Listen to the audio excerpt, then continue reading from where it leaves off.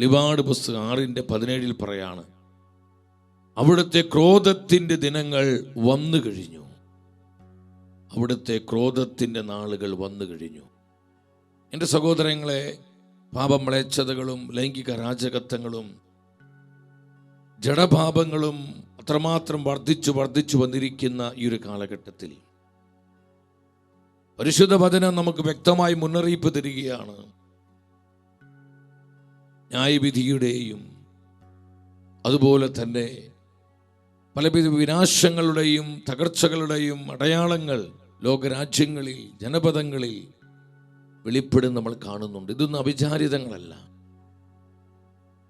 കർത്താവിൻ്റെ വചനത്തോട് നമ്മൾ അനുസരണക്കേട് കാണിക്കുമ്പോൾ, അത് വ്യക്തിയാകട്ടെ, കുടുംബമാകട്ടെ, സമൂഹമാകട്ടെ, രാജ്യമാകട്ടെ, ഇന്നല്ലെങ്കിൽ നാളെ അതിൻ്റെ പരിണിത ഫലങ്ങൾ നമ്മൾ അനുഭവിക്കും. സുവിശേഷ സത്യങ്ങൾക്ക് വിരുദ്ധമായ പൈശാചിക നിയമങ്ങൾ ലോകരാജ്യങ്ങളിൽ ഇന്ന് പാസ്സായിക്കൊണ്ടിരിക്കുന്നു. കർത്താവിൻ്റെ സത്യവചനത്തിൽ നിന്ന് ഇന്നൊരുപാട് നമ്മൾ അകറ്റിക്കളയുന്ന അരാജകത്വങ്ങളും പാപമ്ലേച്ഛതകളും അത്രമാത്രം വർദ്ധിച്ചു വരുന്നു. എൻ്റെ സഹോദരങ്ങളെ, ദൈവ കരുണയുടെ അവസാന മണിക്കൂറുകളിലേക്ക് നമ്മൾ പ്രവേശിക്കുക. ദൈവനീതിയുടെ സമയം ആഗതമാകുന്നു. വെളിപാട് 6:17 നമ്മൾ കണ്ടു.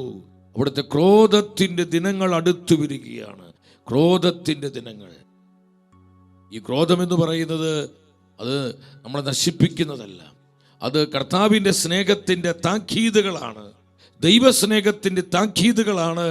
ഇന്ന് കാലത്തിൻ്റെ പല അടയാളങ്ങളായി നമ്മുടെ മുൻപിൽ ഇന്ന് നിറവേറപ്പെട്ടുകൊണ്ടിരിക്കുന്നത്. എൻ്റെ സഹോദരങ്ങളെ, ഈ ഒരു സമയത്ത് വളരെ ക്ലേശപൂർണമായ പ്രതിസന്ധികൾ നിറഞ്ഞ കൊടിയ കഷ്ടതകളും സഹനങ്ങളും അത്രമാത്രം വർദ്ധിച്ചു വരുന്ന ഈ നാളുകളിൽ ദൈവത്തിൻ്റെ ജനം പരിശുദ്ധ ജ്ഞാനത്തിൻ്റെ മുദ്രയാൽ മുദ്രിതരാകണമെന്ന് മറ്റെന്തിനേക്കാൾ ഉപരി സ്വർഗം ആഗ്രഹിക്കുകയാണ്. ഇത് കർത്താവിൻ്റെ മനസ്സാണ്.